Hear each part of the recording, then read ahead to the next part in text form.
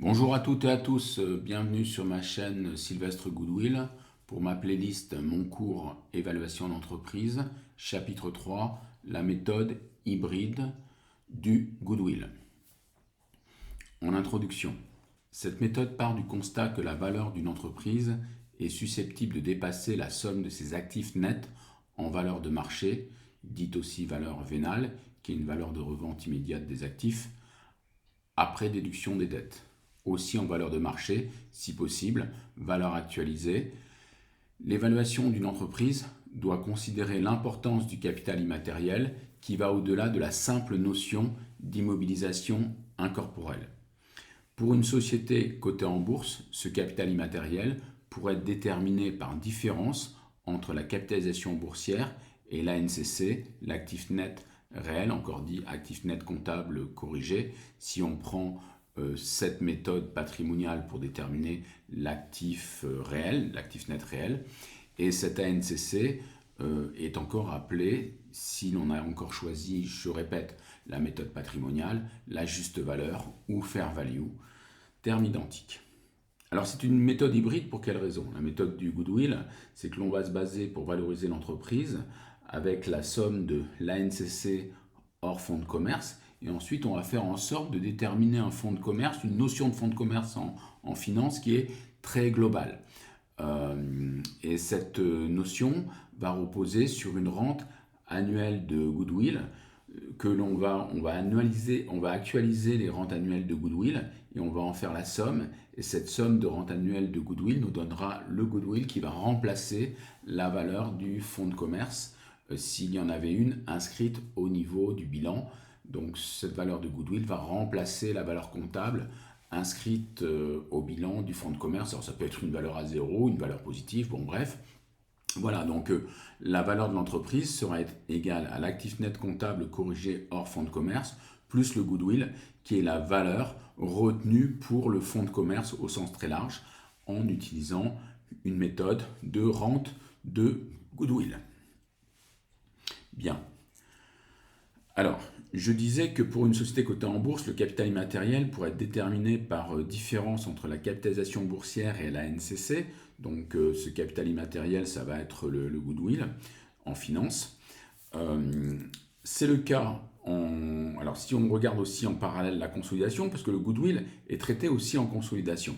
C'est le cas en consolidation des comptes, où le Goodwill, selon le référentiel IFRS, encore appelé écart d'acquisition, et ça c'est en règlement français si on utilise le terme de l'ANC. En termes IFRS, c'est Goodwill. En termes autorité des normes comptables, l'écart d'acquisition.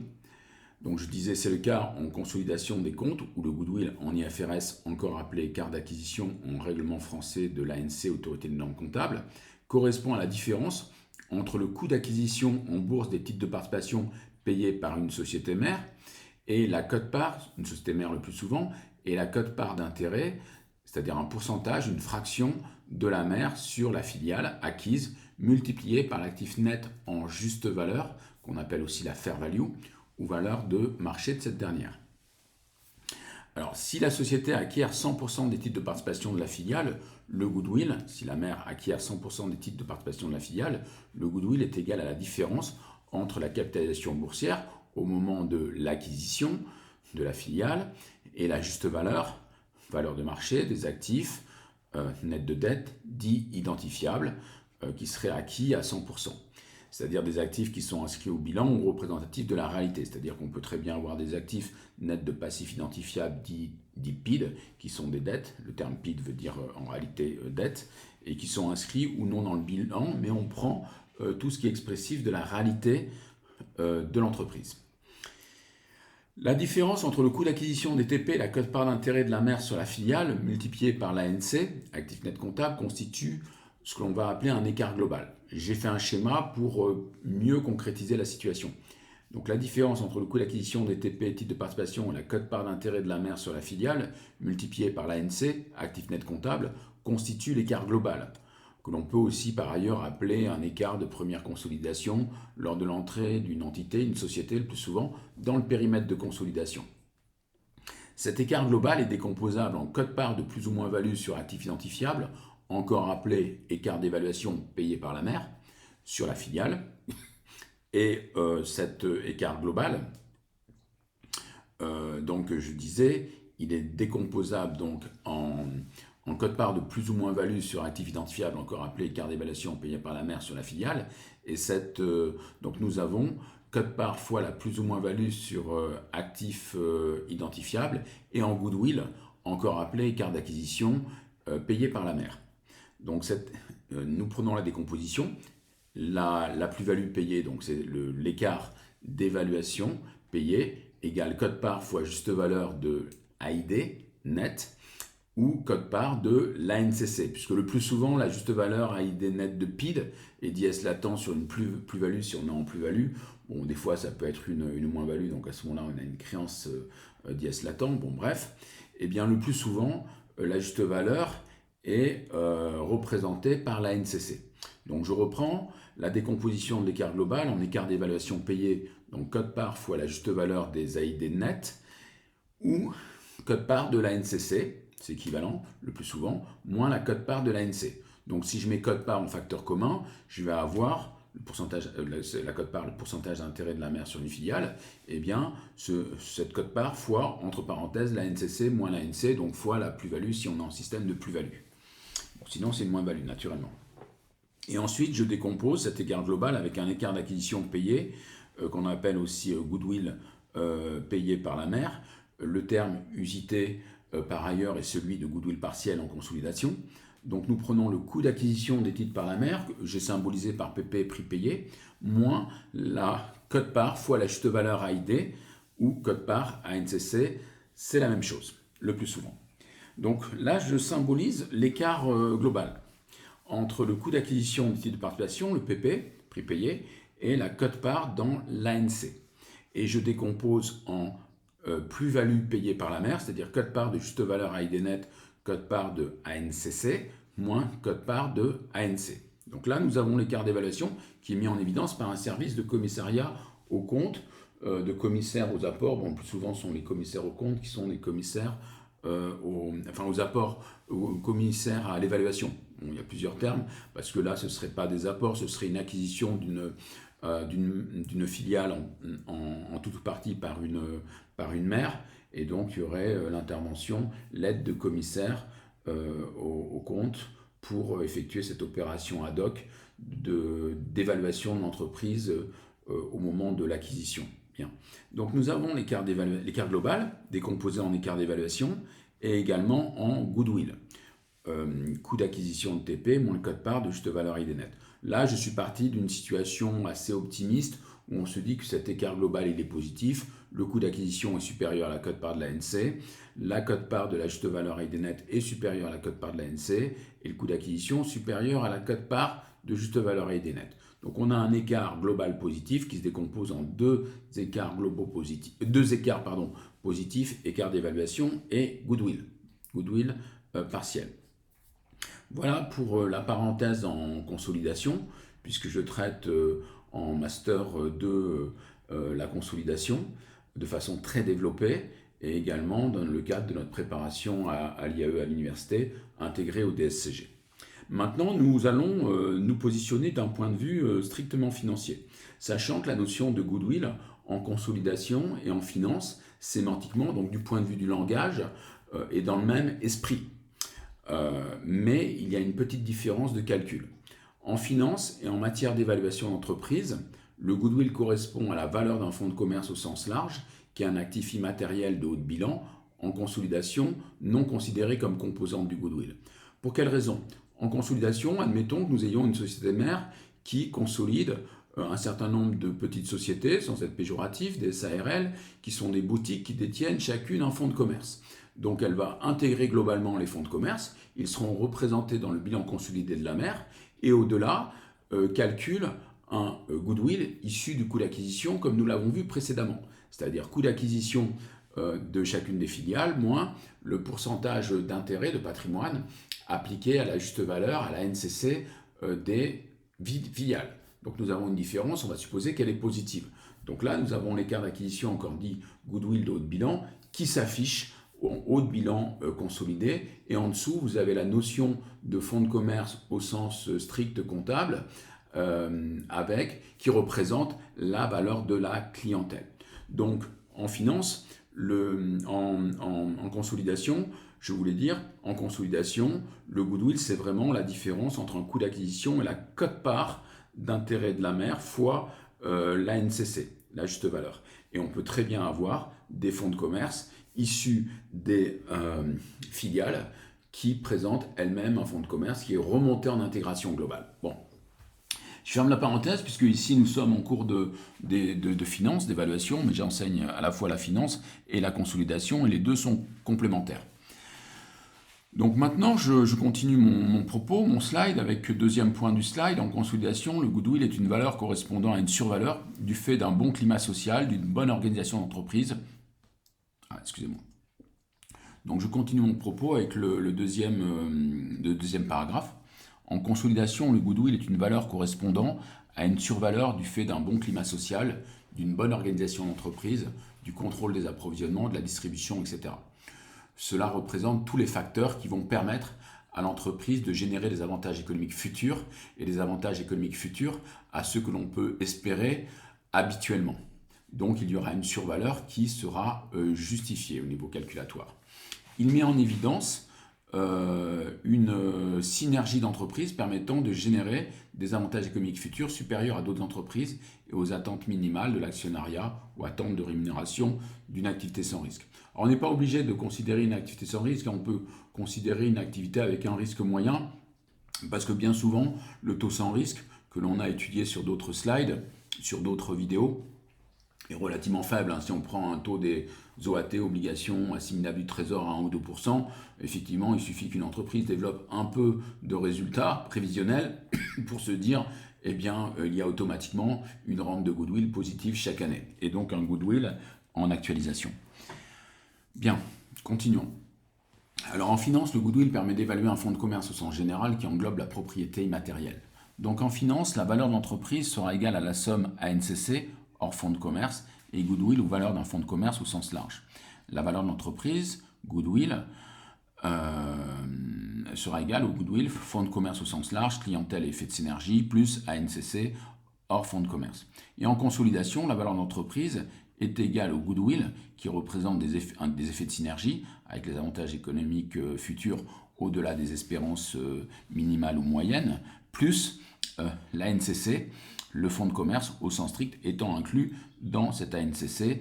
Vous pouvez vous référer à l'exemple précédent que j'ai donné de l'intégration de fonds de commerce sur des SARL qui sont intégrés globalement au niveau du bilan consolidé de la société mère qui représente le groupe. En finance, l'approche goodwill par différence entre capitalisation boursière et la NCC pour une société, sans se préoccuper de sa position, savoir si c'est une mère, une filiale ou sous-filiale et du coût d'acquisition éventuel de TP, comporte un écueil. Parce qu'effectivement, en exercice de finance, on va dire, voilà, il y a une entreprise, on calcule son goodwill. Mais il faut la positionner aussi dans une certaine réalité. Est-ce que c'est une entreprise complètement indépendante ou est-ce qu'elle fait partie d'un groupe de sociétés ? Alors, je disais, en finance, l'approche goodwill par différence entre la capitalisation boursière et la NCC pour une société, sans se préoccuper de son positionnement réel, mère, filiale, sous-filiale ou complètement indépendante et du coût d'acquisition éventuel de TP, comporte un écueil. En effet, le cours de bourse non acquis peut fluctuer fortement dans le temps. C'est la raison pour laquelle, pour déterminer la valeur du capital immatériel, survaleur, synergie ou somme des avantages économiques futurs, nous pouvons également utiliser une méthode additive dénommée rente de goodwill. Alors pourquoi additive ? C'est-à-dire qu'on prend l'ANCC hors fonds de commerce et on rajoute l'actualisation des rentes annuelles de goodwill qui nous donne le goodwill. La valeur de l'entreprise est alors égale, comme je l'écris dans la dernière phrase, à la NCC hors fonds de commerce plus le goodwill étant la somme des rentes annuelles futures et des rentes annuelles futures, des rentes actualisées, soyons plus précis, actualisées, annuelles futures. Voilà. Regardons donc maintenant en quoi consiste cette rente de goodwill. Approche. Dans cette méthode, la valeur de l'entreprise est obtenue par la mise en commun d'une approche patrimoniale et d'une approche par les flux. C'est la raison pour laquelle, comme je l'ai dit précédemment, cette méthode est dite hybride. L'approche patrimoniale correspond à l'actif économique net hors fonds de commerce en évaluation patrimoniale. L'approche par les flux repose sur l'étude des flux de profit. On espère que ces flux de profit se concrétiseront par des flux de trésorerie naturellement. Le goodwill correspond à l'actualisation des rentes de goodwill. La somme des rentes de goodwill actualisées, pour être plus précis. Formulation. Les rentes annuelles de goodwill correspondent aux survaleurs générées par l'entreprise par rapport à la rémunération sans risque de l'actif économique, si on prend la vision théorique. Alors parfois, le taux sans risque est faible, donc on peut se baser sur un autre taux dans la réalité pour que notre calcul de goodwill soit suffisamment expressif. Alors la rente, la RJW, la rente annuelle de goodwill, va être égale à quoi? Va être égale à la différence entre le résultat d'exploitation moins la rémunération attendue minimale. C'est-à-dire, on va prendre le R-free, taux de rentabilité sans risque, fois l'actif économique auquel il s'applique. Donc on obtient une rémunération minimale souhaitée et on compare par rapport aux projections de l'entreprise en termes de résultats économiques. Et ensuite, nous faisons goodwill égale somme des rentes de goodwill actualisées. Donc là, j'ai bien indiqué tous les termes de la formule. BE, bénéfice lié à l'actif économique. Alors, le plus souvent, c'est du bénéfice, mais on peut mettre résultat, RE, résultat, parce qu'on peut malheureusement parfois constater du badwill, c'est-à-dire du goodwill négatif, c'est-à-dire que l'entreprise est moins performante que ses attentes minimales. Donc nous avons le RE, résultat lié à l'actif économique. Voilà, donc nous comparons le RE par rapport à la rémunération minimale attendue. Alors ce RE, comment peut-il être approché? Ce résultat économique, c'est soit en référentiel PCG le résultat d'exploitation, soit en IFRS le résultat opérationnel. La notion de résultat opérationnel et le résultat d'exploitation sont assez proches. Il y a quelques petites différences techniques, mais qui n'ont pas une grande incidence. Donc on passe. Maintenant, nous allons nous intéresser à l'actif économique de référence sur lequel on applique le taux sans risque pour avoir la rémunération souhaitée minimale. Il existe, tiens j'invente des mots maintenant, il existe plusieurs bases pour déterminer l'actif économique et le bénéfice afférent. L'actif économique peut correspondre à soit la NCC, l'actif net comptable corrigé, soit la VSB, valeur substantielle brute, soit les CPNE, capitaux permanents nécessaires à l'exploitation. Alors, si l'on considère la NCC, nous l'avons vu dans une vidéo précédente, CP affiché, moins l'actif fictif, plus ou moins value, point de suspension, puisque vous avez eu tout le listing précédemment. Donc on obtient la NCC. Donc c'est l'actif net réel, moins les dettes réelles, en valeur patrimoniale. C'est l'actif réel, moins les dettes réelles, en valeur patrimoniale. Donc on appelle ça de l'actif net réel, après les dettes. Donc c'est la valeur de marché des actifs identifiés, voilà, des actifs identifiés, et moins les dettes identifiées. Les actifs identifiés, moins les dettes identifiées, dites PID, passifs identifiés. ANCC, des AID net de PID, ce sont des CP que l'on retraite. Alors vous pouvez retraiter ça sous forme Excel, puisqu'il y a un bilan qui est arrêté, et puis nous on va effectuer un bilan qui est plus proche, sous forme Excel ou autre, de la réalité. Bon. Donc pas un document CERFA. Maintenant nous sommes sur le point B. Soit on détermine l'actif de référence, l'actif économique avec la NCC, soit avec la VSB, valeur substantielle brute. Donc la VSB correspond à l'outil de production d'exploitation. On ne s'intéresse pas au hors exploitation. La VSB est égale à l'actif d'exploitation corrigé, le cas échéant, si par exemple on a des biens en crédit bail qui n'étaient pas inscrits dans le bilan qui nous est présenté. Le bilan par exemple PCG. On se limite aux éléments de l'actif utilisé pour les besoins de l'exploitation. Donc nous avons l'actif d'exploitation corrigé que j'ai symbolisé ici au sein de l'actif. Et il y a une troisième possibilité pour calculer l'actif économique. On peut utiliser les capitaux permanents nécessaires à l'exploitation, les fameux CPNE. Donc les CPNE sont équivalents à ce qu'ils doivent financer, c'est-à-dire l'actif immobilisé corrigé d'exploitation, le cas échéant, parce que si on vous présente un bilan en IFRS, vous savez, ou vous verrez, ou je vous apprendrai qu'il y a une expression en IFRS où on inscrit le crédit bail au niveau du bilan. Si ça n'a pas été fait, on effectue un retraitement. Et vous pouvez vous référer à ma playlist retraitement en consolidation où je traite le cas de A à Z. Bon, là on est en finance, donc je reprends, c'était une petite parenthèse, les CPNE, fameux CPNE, capitaux permanents nécessaires à l'exploitation. Donc si ils sont équivalents à l'actif immobilisé corrigé d'exploitation et augmenté du BFRE, qui est vraiment indispensable pour faire fonctionner l'entreprise. Puisque dans le BFRE, on a une composante essentielle, le stock, et on a besoin de stock de matières premières au niveau industriel pour fabriquer naturellement. Donc les CPNE sont équivalents à l'actif immobilisé corrigé d'exploitation et augmenté du BFRE et de la trésorerie nette d'exploitation, éléments qu'ils ont financés. Donc je peux les symboliser à ce niveau-là. Si je fais un bilan, gauche-droite, là, gauche les actifs, à droite les CPNE. Voilà. Si je le présente comme ça, bon, on peut le présenter aussi sous forme de listing en descendant. Donc là, j'ai mes CPNE qui permettent de financer l'actif immobilisé nécessaire à l'exploitation. Et puis également, si le crédit bail n'est pas inscrit au bilan, on le rajoute, plus la valeur actuelle des biens en crédit bail. Il nous faut une trésorerie nette de préférence de sécurité. Donc on peut écrire que les CPNE permettent de financer les actifs immobilisés en pleine propriété nécessaires à l'exploitation, plus la valeur actuelle relative aux biens en crédit bail, plus le BFRE, et plus, excusez-moi, donc je disais, les CPNE permettent de financer les actifs immobilisés en pleine propriété nécessaires à l'exploitation, plus la valeur actuelle relative aux biens en crédit bail, plus le BFRE, plus la trésorerie nette d'exploitation. Donc ils sont égaux à la somme des éléments cités ci-dessus. Et bon, ces capitaux permanents, on fait en sorte d'avoir des capitaux propres et puis également des emprunts pour financer les éléments que j'ai listés. Donc ça doit correspondre à l'égalité de ces éléments listés. Voilà, pour cette vidéo qui peut sembler longue, mais qui est quand même assez synthétique sur le thème, parce qu'on peut aller aussi plus loin dans le détail de l'actif économique de référence, mais j'estime que là, c'est suffisant pour que vous ayez de bonnes bases. Voilà, bon, ben, je vous dis, portez-vous bien, goodwill à toutes et à tous, et à bientôt sur ma chaîne. Bye bye.